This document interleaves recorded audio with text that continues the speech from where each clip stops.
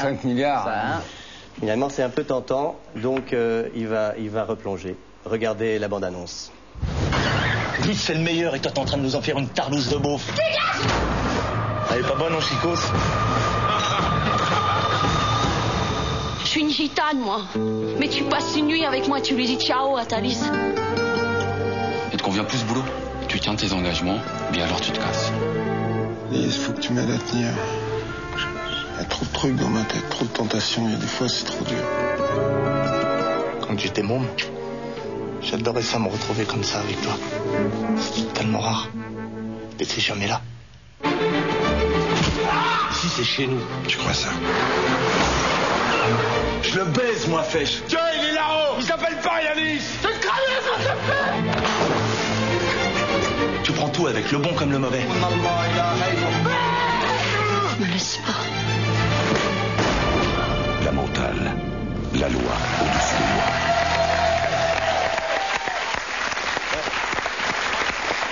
Alors, c'est un film d'un genre nouveau. C'est vrai qu'il n'y a pas eu beaucoup de films comme ça en France. Ça fait penser aux Affranchis de Scorsese, c'est-à-dire à la fois polar haletant, film d'action avec un braquage et tout, mais aussi le tableau de tout un milieu qui est le gangstérisme nouveau, qu'on appelle la Caïra en fait. Non, pas la Caïra. Nous, on fait partie du milieu parisien. On est des bandits de haute volée. Et c'est pour ça que je veux tirer Samuel avec moi, parce qu'aujourd'hui, on a les clés du milieu parisien. Ouais. Donc, on est devenus des jeunes voyous de montant dans le milieu parisien.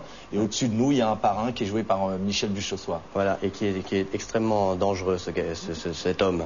Le titre, La Mentale, est un titre courageux, parce que c'est sûr que certains critiques malveillants pourront faire un jeu de mots de mauvais goût. Hein, ouais, lamentable, voilà. Les mentales, mais on s'y attend, mais on a confiance en mais notre cela film. dit, alors il faut expliquer. Voilà, oui, il faut expliquer ce titre.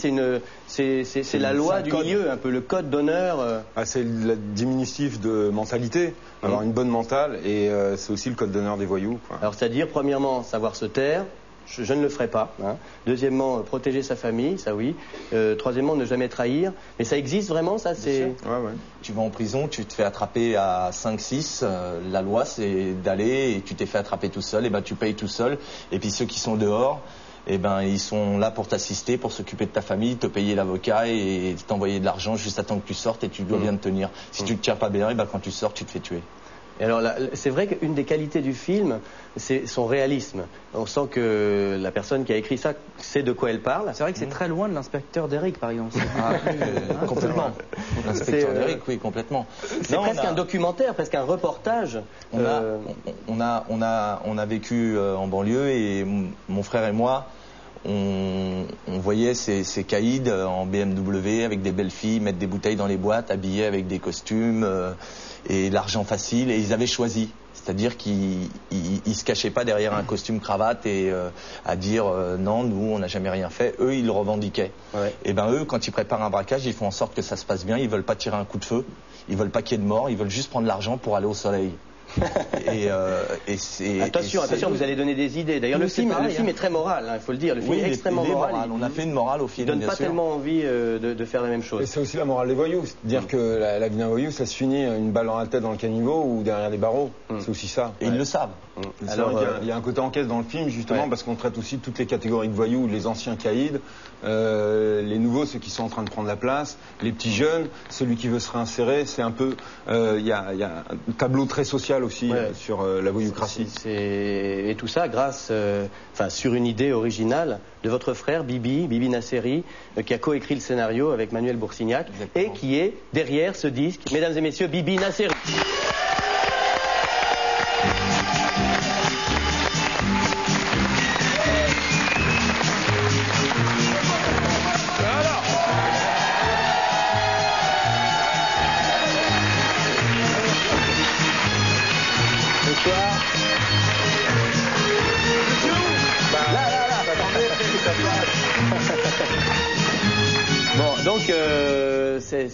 C'est vrai que les dialogues sonnent extrêmement justes. On sent que c'est du vécu. Est-ce que c'est vrai ou pas vrai?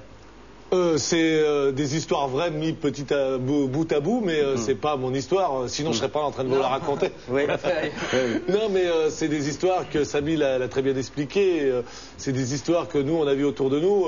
On était fascinés par des modèles qui n'étaient peut-être pas des modèles des modèles très respectables, mais c'était nos modèles.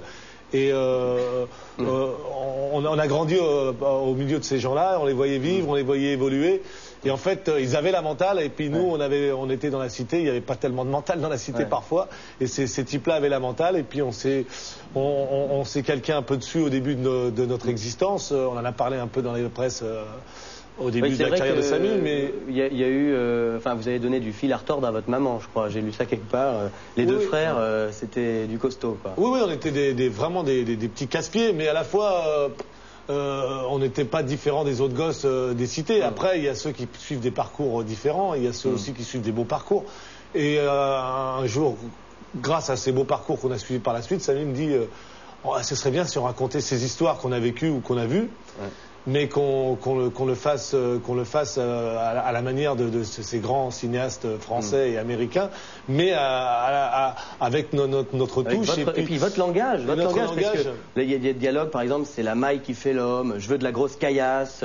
Est-ce que c'est important, je sais pas, ce nouveau... Ça, c'est Mel qui parle comme ça beaucoup. Mel qui fait partie de la petite génération. Ouais, les nouveaux, Ouais, des nouveaux, des jeunes montants. Est-ce que justement, entre les générations, cette mentale, est-ce que la loi du milieu, on va dire, a changé? Parce que c'est vrai qu'on idéalise un petit peu cette voie dans les vieux films, quand on voit les films américains, il y a un vrai code d'honneur. Dans les films français, le Doulos, voilà. Est-ce qu'aujourd'hui, c'est quelque chose qui existe toujours, ou est-ce que de génération en génération, il n'y a plus vraiment ce... Il y a encore deux, trois équipes qui s'y tiennent et qui font bien le travail, quoi. Non, mais à la fois, en parlant de la mentale, je veux dire, il y a le milieu, il y a les gens des cités. Nous, on n'a pas voulu raconter l'histoire des mecs des cités, comme on dit. On a voulu raconter l'histoire du milieu parisien. Alors, c'est plus des Yanis et Driss, c'est plus des mecs des cités, c'est des voyous, et ils sont confrontés à ce qu'on racontait dans les films, les Corses, les Marseillais, comme dans les films mafias qu'on avait aimés à l'époque. Ils sont confrontés à ces gens-là, qui ne sont pas obligatoirement des Corses ou des Marseillais dans notre film, mais ils sont confrontés à ces gens-là. Mais cette façon de raisonner, et cette dynamique un peu spéciale, elle existe toujours chez les voyous à Paris. On en parle très souvent dans les faits divers. Samuel, il paraît que c'était quand même beaucoup une histoire de famille, parce que non seulement il y avait deux frères, mais il y avait aussi leurs enfants, leurs cousins, beaucoup d'amis, et on a même surnommé le film la Nasseri Academy. Vous avez réussi à vous insérer là-dedans facilement? Ce que je dis, c'est qu'ils ont une bonne mentale, et à partir du moment où ils m'ont demandé de venir, c'était qu'ils m'avaient choisi et qu'ils avaient envie que je travaille avec eux, et moi j'avais envie de travailler aussi, donc je faisais partie du groupe. Parce que vous connaissiez moins le milieu qu'eux, peut-être. Moi, j'ai croisé des voyous aussi quand j'étais jeune, peut-être pas de la haute volée, mais des mecs qui nous impressionnaient aussi quand on était gamin, et on se disait, tiens, viens parler, des fois on pouvait... Et j'ai vu aussi des mecs qui voulaient se réinsérer, et des mecs qui passent une nuit à te raconter à quel point ils auraient aimé donner quelque chose de meilleur à leur mère, tout simplement. Et je pouvais aussi en rendre compte à travers ce film, porter cette parole. C'est vrai qu'aussi, il y a une chose, c'est très très bien observé, c'est les nouvelles méthodes de braquage. Par exemple, les gangsters s'enveloppent de films plastiques pour ne pas laisser de traces ADN.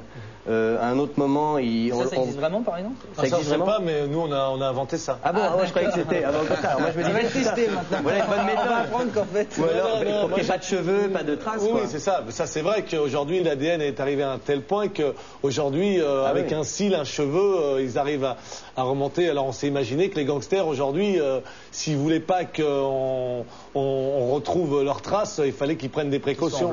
Ou dans un costume de Casimir aussi, comme ça. Voilà, oui. Et puis il y a aussi, alors par exemple Samuel, à un moment il téléphone, il dit tu peux jacter, c'est une ligne neuve, parce qu'en fait il change tout le temps de numéro de portable pour pas être tracé. Enfin c'est assez bien vu tout ça.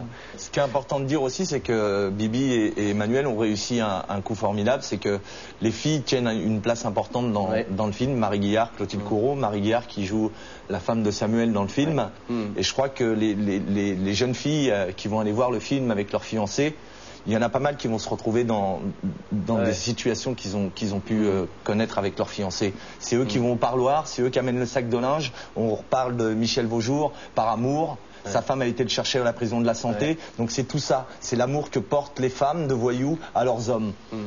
Et on a traité ce sujet-là. Leur courage et la façon dont elles arrivent à gérer tout ça. On voit la mère, justement ma mère, qui parlait de ça.